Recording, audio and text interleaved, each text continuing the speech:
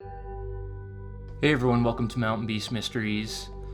I came across a really interesting website lately, and on the website is a cool photo that I hadn't seen before. And some of you might have seen it before. It's a photo of, I guess, a dead Sasquatch. And it was apparently taken back in 1894 by some trappers in British Columbia.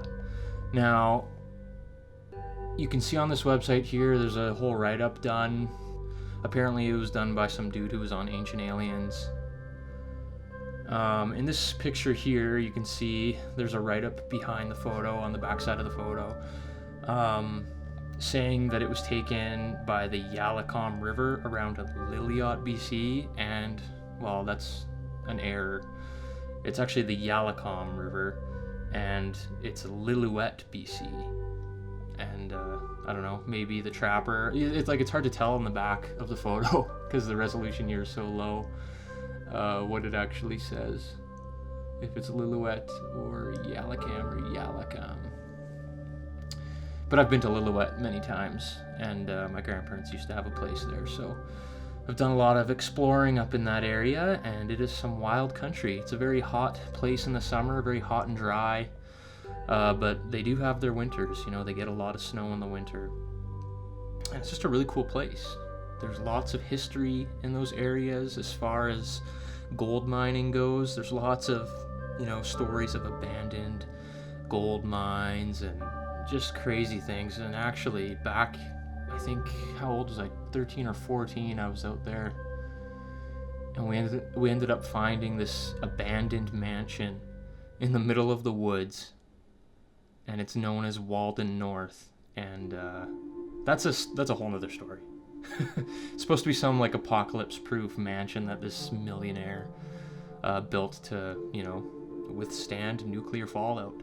And we stumbled upon it one day just outside of Lillooet, so that was kind of cool. But anyways, back to the main topic here. We're looking at Bigfoot, a dead Bigfoot. And we can see in the picture here, there is what appears to be a creature or a being lying in the snow. Now, this is obviously a very, very old photo. 1894. The whites and the highlights are blown out. I mean, there's no detail in the snow, really.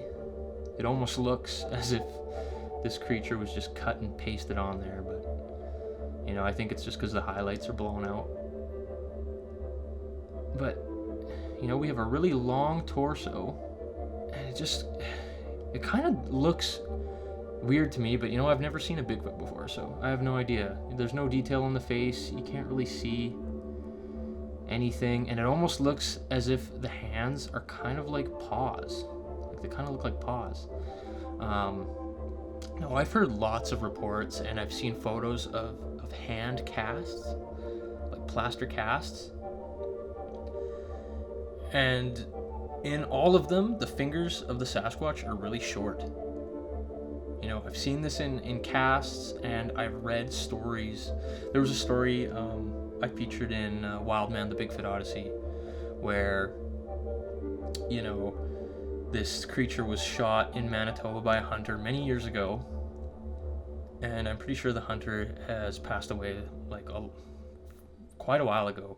But anyways, this was way back in the day, and he shot the Sasquatch, and he describes the hands as being large, but the fingers were extremely short. Imagine your fingers were half the length that they are, and that's what a Sasquatch hand would look like, which I think is very odd.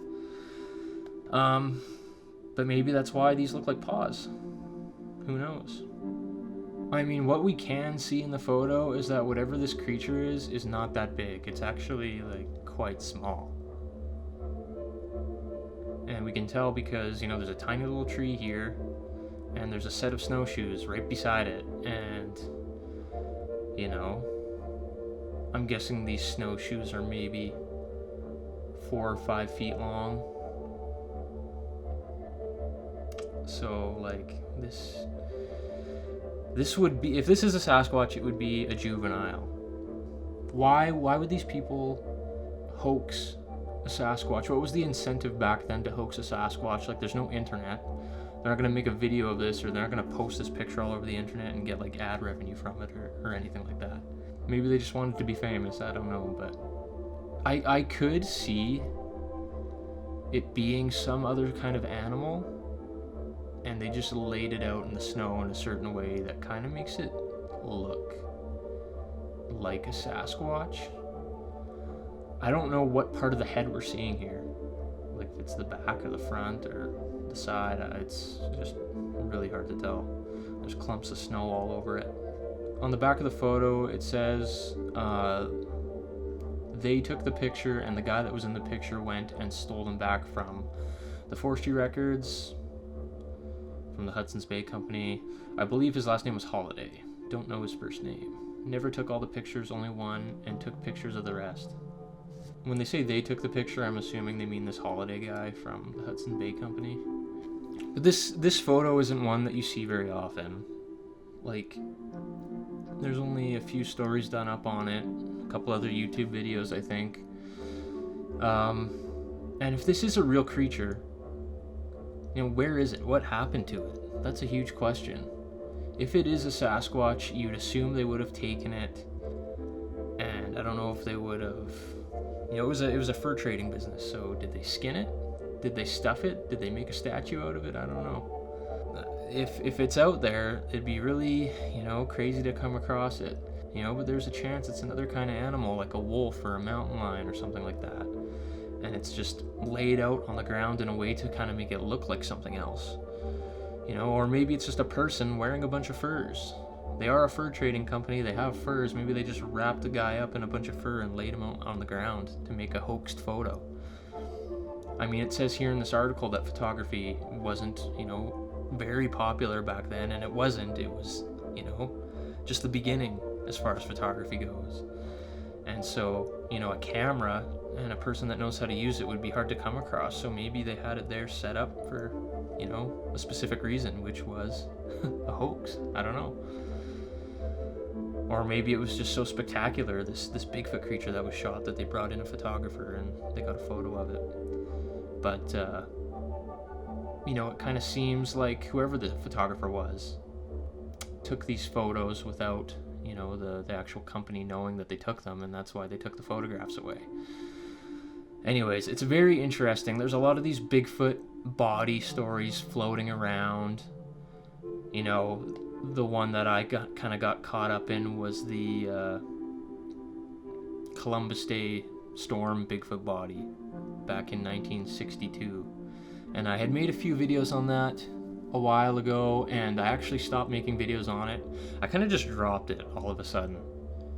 And I didn't really explain myself, and I guess, you know, the reason why I dropped it is that after going through all of the documents, like spending a long time going over these documents, I just found too many red flags.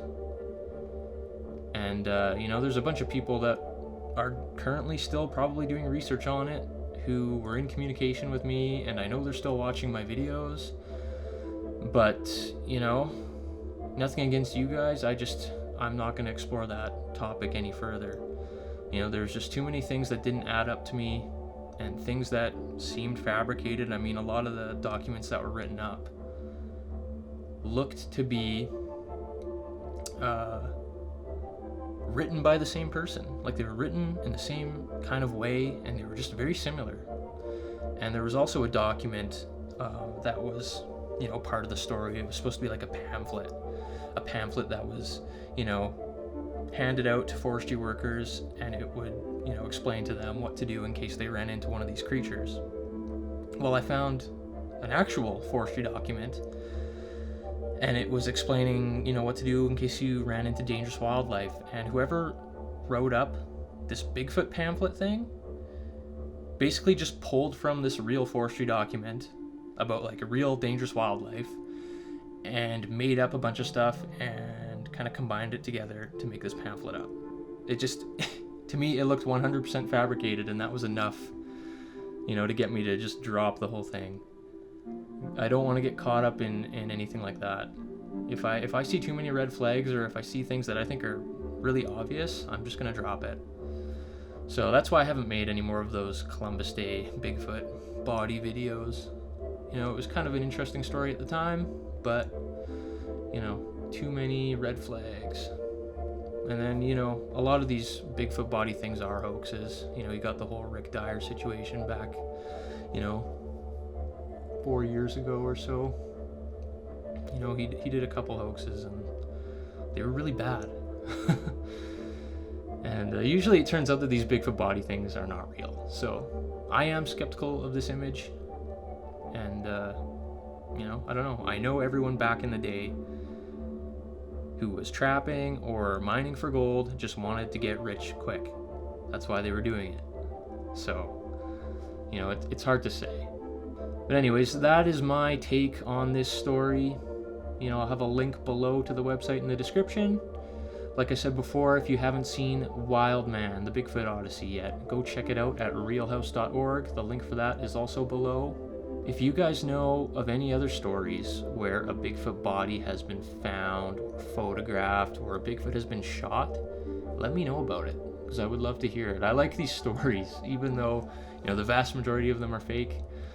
They're kind of interesting to read. What was that other one? It was like the Peter Kane dog trainer guy. I think that was the name of his channel. And he had all those, you know, supposed Bigfoot body parts.